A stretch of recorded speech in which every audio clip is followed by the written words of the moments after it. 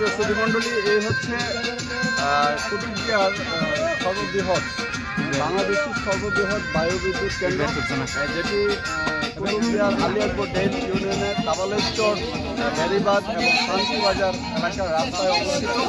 সুধীমণ্ডলী, এখানে দুইটি বায়ুবিদ্যুৎ কেন্দ্রের ইউনিট রয়েছে, এক পরে দুইটি ইউনিট 2010 সালে এখানে প্রথম স্থাপিত হলেও এই বিদ্যুৎ কেন্দ্রটি প্রথম অবস্থায় আইলার আঘাতে ক্ষতিগ্রস্ত হয়েছিল। অতঃপর 2017 সালে দ্বিতীয় ইউনিটটি 20টি টারবাইনের সমন্বয়ে গঠিত হয়, আর প্রথমটি 50টি টারবাইনের সমন্বয়ে গঠিত হয়েছিল। দুইটাতে মোট 33 কোটি টাকা খরচ হলো।